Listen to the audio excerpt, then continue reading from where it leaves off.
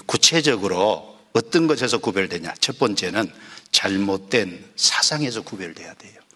잘못된 세상의 가치관, 잘못된 사상에서 구별돼야 됩니다. 대학이라는 곳에 가면 텔레비전에서 어떤 여러 가지 이론을 얘기하고 그러는 것처럼요, 온갖 종류의 학설과 온갖 종류의 사설을 듣게 될 겁니다. 여러분, 한 가지 명심해야 될 게 있어요. 진리는 대학에 있는 것이 아니라 성경에 있습니다. 어디에 있다고요? 대학에 있는 것이 아닙니다. 진리는 성경에 있어요. 그 진리를 고수하고 그 진리를 전하는 곳이 교회입니다. 진리는 성경에 있고 교회에 있어요. 진리는 대학에 있는 게 결코 아닙니다. 그래서 디모데전서 3장 15절에 이 집은 살아계신 하나님의 교회요 진리의 기둥과 터인이라 그랬습니다. 살아계신 하나님의 교회, 그것이 진리의 기둥이고 터라 그랬어요. 여러분, 집을 짓는데 가장 중요한 건 기초죠. 기초가 없는데 어떻게 집을 짓겠어요? 허공에다 집을 지을 수는 없잖아요. 그리고 집을 짓는데 가장 중요한 부분은 기둥이에요. 뼈대입니다. 기초와 뼈대가 가장 중요한데, 그 하나님의 교회는 진리를 떠받치고 있는 기초와 기둥이라는 겁니다. 진리는 대학에 있지 않습니다. 진리는 성경에 있고 진리는 교회에 있습니다. 이 말을 꼭 명심하시면 좋겠어요. 골로새서 2장 8절을 보겠습니다. 골로새서 2장 8절 같이 읽겠습니다. 누가 철학과 헛된 속임수로 너희를 노략할까 주의하라. 이것이 사람의 유전과 세상의 초등학문을 조춤이요 그리스도를 조춤이 아니니라. 자, 철학과 헛된 속임수, 이제 대학에 가면은 그런 잘못된 사상을 많이 접하게 될 거예요. 혹시 철학과 들어가신 분 있는지 모르겠는데 특별히 조심해야죠. 철학에 정답이 있는 게 아닙니다. 진리는 성경에 있어요. 철학에서 답을 찾을 수 있는 게 아닙니다. 복잡한 얘기를 하고 그리고 사람에게 기가 솔깃한 얘기를 해도 그게 정답이 아닙니다. 정답은 성경에 있어요. 철학과 그리고 헛된 속임수, 여러 가지 어떤 사상과 가치관들, 이런 것들로 너희를 노략할까 주의하라. 너희를 노략한다는 게 뭐예요? 마치 이제 적이 침략해 들어와 가지고요 무엇을 빼앗아 가는 것처럼 그 하나님 앞에 영혼이 타락이 되잖아요. 그 귀한 영혼이 이루어지지는 않을지라도 진리 가운데 살아가는 그 삶에서 도적을 당할 수 있습니다. 그래서 이것이 사람의 유전과 세상의 초등학문을 쫓음이요 그리스도를 쫓음이 아니니라. 우리는 진리는 그리스도 안에 있습니다. 그리스도를 쫓는 것이 정답이에요. 그리스도를 알고 그리스도를 믿어서 구원을 받고 그 그리스도께서 추구하셨던 걸 우리도 같이 추구하고 그리스도가 가는 길에 우리도 같이 있으면 그것이 큰 축복이지 않습니까? 그런데 잘못된 걸 받아들인다는 거예요. 특별히 자매님들, 페미니즘에 빠지면 안 됩니다. 남성과 여성은 모든 면에서 동등하다. 모든 분야에서 동등하다. 정말 그럴까요? 하나님은 남성과 여성을 만들 때 남자와 여자를 창세기 1장 27절에 똑같이 하나님의 형상으로 만들었어요. 영적으로 동일하게 중요한 존재예요. 이 땅에 있을 때만 남자와 여자라는 육체를 입고 있지 그 영혼은 하나님 보실 때 똑같아요. 동등해요. 하나도 차이가 없어요. 그런데 남자와 여자로 만드신 것은 역할은 다르다는 것을 분명히 얘기하고 있습니다. 모든 면에서 동일하고 모든 면에서 역할이 똑같아요? 그럼 남자도 아기를 낳아야죠. 왜 여자에게만 아기 낳도록 했어요? 역할은 다릅니다. 그런데 우리가 세상에서 역할은 우리가 간섭할 게 아니에요. 적어도 우리가 신앙생활하는 범위 안에서, 가정에서, 하나님의 몸된 교회 안에서 역할이 다르잖아요. 교회 안에서 역할이 다르고 가정의 역할이 다르고 세상에서는 하나님께 맡기고 세상 사람들에게 맡겨두면 돼요. 그런데 그 페미니즘 사상에 자기가 물들어서 그걸 주장하고 그 운동을 하고 왜 그래요? 그럼 주님 앞에 섰을 때 뭐 하다 왔냐 그러면 페미니즘 운동하다 왔다 그럴 거예요? 잘못된 것에 빠지면 안 됩니다. 우리는 그리스도인이에요. 전능하신 하나님의 자녀입니다. 세상 사람과 달라요. 그것뿐 아니죠. 많은 것들이 있어요. 많은 것들. 고린도후서 10장 찾겠습니다. 10장 4절 5절 같이 읽겠습니다. 우리의 싸우는 병기는 육체에 속한 것이 아니요 오직 하나님 앞에서 견고한 진을 파하는 강력이라. 모든 이론을 파하며 하나님 아는 것을 대적하여 높아진 것을 다 파하고 모든 생각을 사로잡아 그리스도에게 복종케 하니. 자, 우리의 병기는 육체에 속한 것이 아니죠. 견고한 진을 깨뜨리려면, 이 잘못된 견고한 진을 깨뜨리려면 그 견고한 진보다 더 강력한 무기가 필요해요. 그것이 뭐겠어요? 하나님의 말씀이고 성령의 역사입니다. 자, 여기 있는 말씀처럼 모든 이론을 파하며 모든 세상의 사상과 이론, 혹시 그리스도인에게 그것이 들어와 있는 것이 있다면요, 그걸 깨뜨려야 돼요. 하나님은 그걸 깨뜨리시길 원하세요. 성경과 벗어난 가치관, 성경과 벗어난 사상과 이론들, 모든 이론을 하나님은 파하시길 원해요. 그리고 하나님 아는 것을 대적하여 높아진 것이 있을 거예요. 우리 속에 교만한 것이 있습니다. 우리 속에 하나님 아는 것을 대적하여 성경의 말씀과 가치관에 벗어나는, 하나님이 합당치 않게 여기는 잘못된 것을 고집하고 있는 것도 있을 수 있어요. 있습니다. 그리고 모든 생각을 사로잡아 그리스도에게 복종케 하니. 우리의 모든 생각을요, 내 생각이라고 내가 마음대로 생각합니까? 합당치 않죠. 그 생각도 주님의 말씀에 맞는 것이 있고 맞지 않는 생각이 있잖아요. 맞지 않는 생각이면 그리스도의 발 아래 가지고 와서 그리스도 발 아래에서 복종시켜야 될 거 아니? 하나님께서 모세에게 나타나고 여호수아에게 나타나서요, 내 발에서 신을 벗으라 그랬어요. 벗어야 될 거 아닙니까? 내 신이라고 고집할 거예요? 예, 그래서 가장 하나의 경계해야 될 것이요, 구체적으로요, 잘못된 사상에 빠지지 말아요. 진리는 성경에 있고 교회에 있습니다. 진리는 대학에 있는 것이 아닙니다. 그리고 잘못된 교리에 빠지면 안 돼요. 세상적인 사상에 빠져도 안 되지만 잘못된 교리에 빠져도 안 됩니다. 잘못된 교리. 예, 신천지 교리, 안식교 교리, 장로교 교리.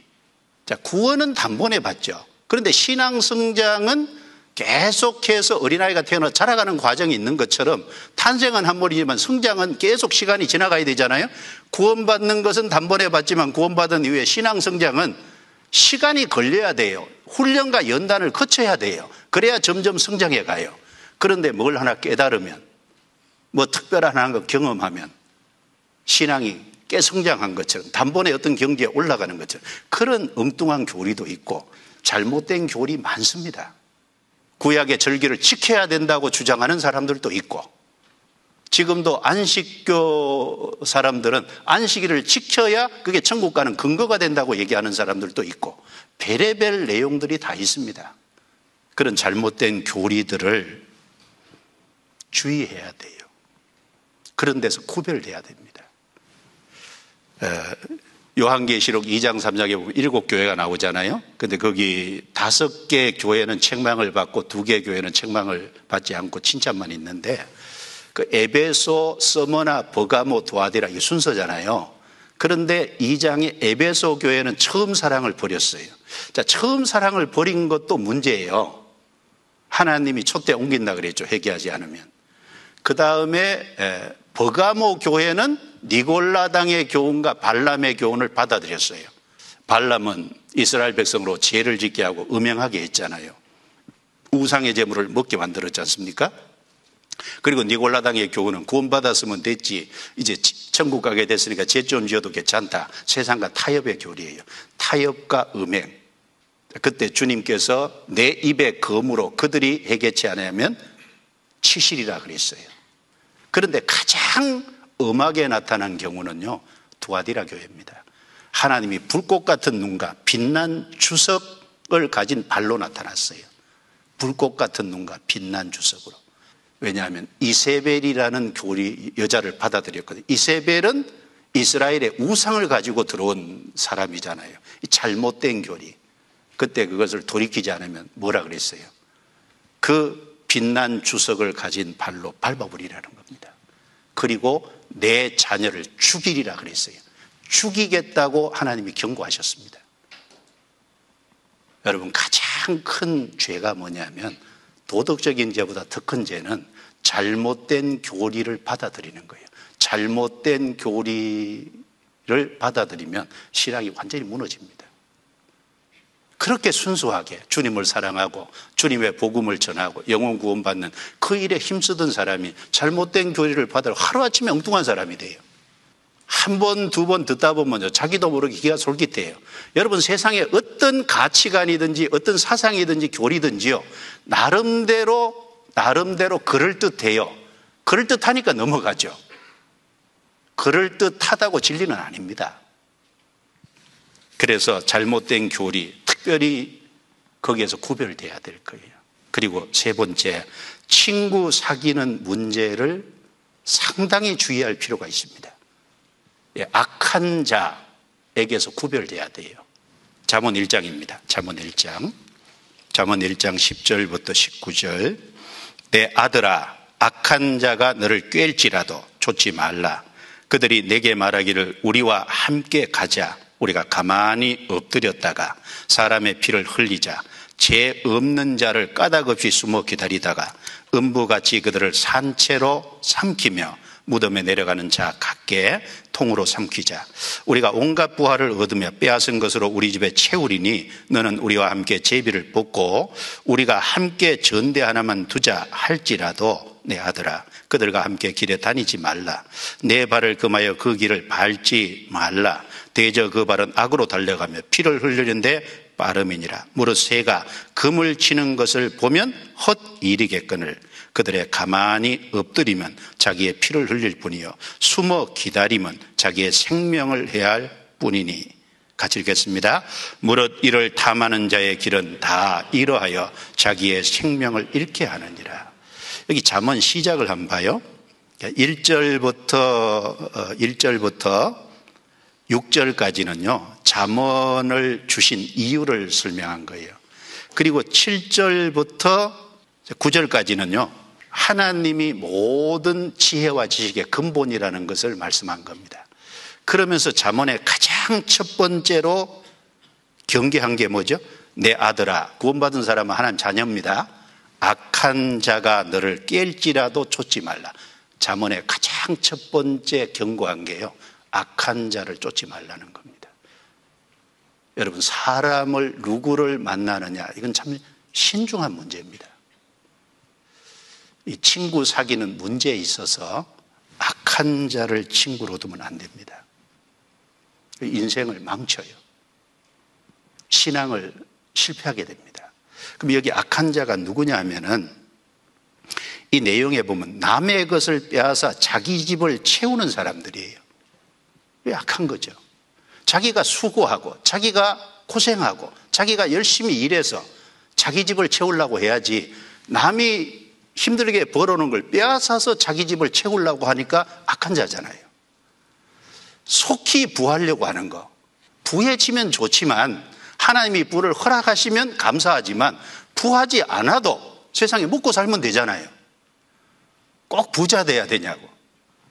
속히 부하고자 하는 자는 형벌을 면치 못할 것이라 했어요. 속히 부하려는 마음이 있으면 악한 친구를 사귀게 될 겁니다. 엉뚱한 것에 기가 솔깃할 수 있을 거예요. 여러분, 고생되더라도 힘이 들더라도 삶은요 정로를 가는 것이 원칙이에요. 시간이 오래 걸리더라도요 정로를 가려고 해야 됩니다. 성경의 시편 92편에 보면 악인과 의인을 어떻게 비교했는지 아세요? 악인은 풀이라고 비교했어요. 그리고 구원받은 의인은 레바논의 백향목이라고 비유했어요. 풀은 빨리 자라죠. 그런데 빨리 끝나요. 풀은 여름에 싹 빼면요 비만 한번 오면은 1m 자라요. 얼마 지나면. 그리고 풀이 아무리 길어도 1년짜리잖아요. 근데 레바논의 백향목은요, 레바논의 백향목은 제가 조사를 해봤더니요 그 추운 지방인데 그 레바논의 백향목이요 1년에 1cm밖에 안 자란답니다. 1년에 얼마요? 1cm. 그래서 레바논의 백향목을 목재로 사용하려면요 최소한 300년이 지나야 된다는 거예요. 엄청난 세월이 소요되잖아요. 그 레바논의 백향목으로 선박을 만드는, 그리고 솔로몬 왕궁을 지을 때 레바논 백향목을 베어다가 사용했잖아요. 여러분 빨리 올라가면요 정상에 빨리 내려온다는 거 생각하셔야 돼요. 빨리 진급을 해서 사장이 됐어요.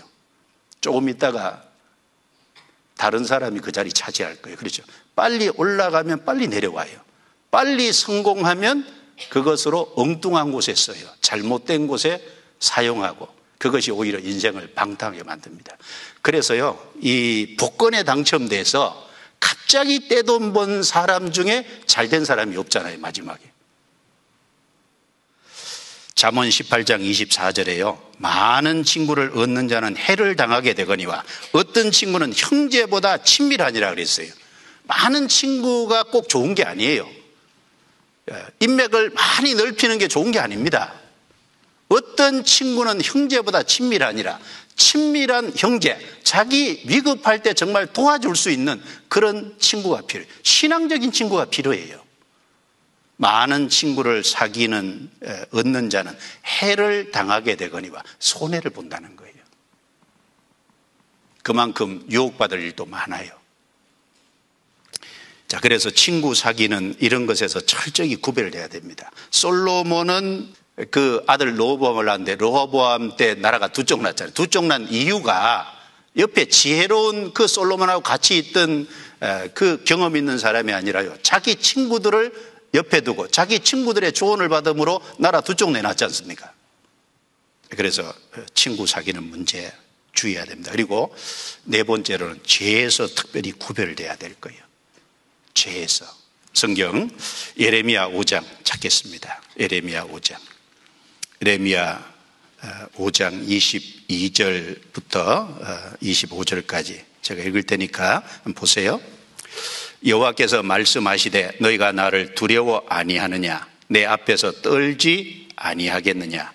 내가 모래를 두어 바다에 계한을 삼되 그것으로 영원한 계한을 삼고 지나치지 못하게 하였으므로 파도가 흉흉하나 그것을 이기지 못하며 뛰노나 그것을 넘지 못하느니라.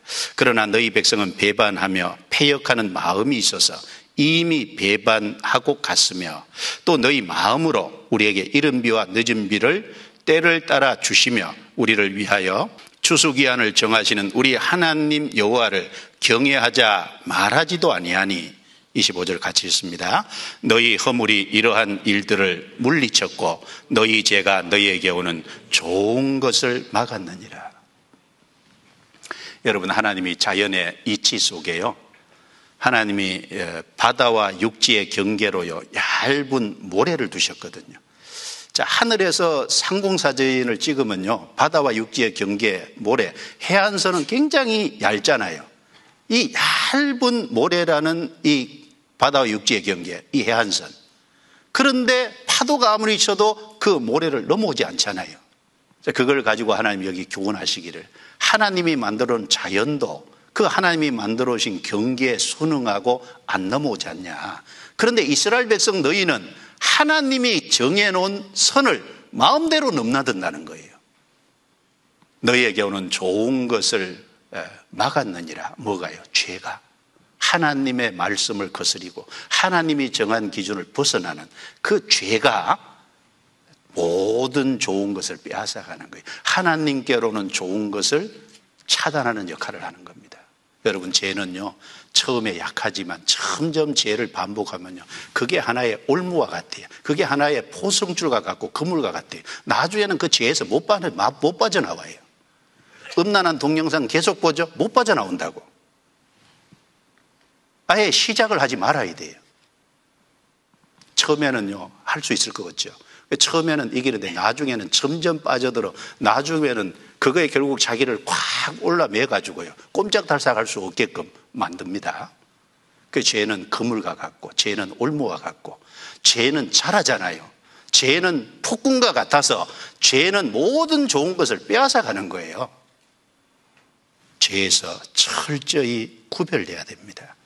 특별히 그 죄 중에 이성친구, 음행, 철저히 차단해야 됩니다. 세상에 주변에, 내 주변에 대학생 친구들이 다 이성친구가 있어도요, 구원받은 사람은 다르다니까요. 구원받은 사람도 거기 봐서 똑같이 행동할 거예요. 그리고 대학 시절은 공부 열심히 해요. 신앙생활 열심히 해요. 나중에 졸업하면 좋은 짝 주실 거예요. 너무 걱정하지 말아요. 지금 만나면 4년 동안 유지 안 됩니다. 아시겠죠? 큰 상처만 남을 거예요. 그래서 그런 호기심 갖지 말아요.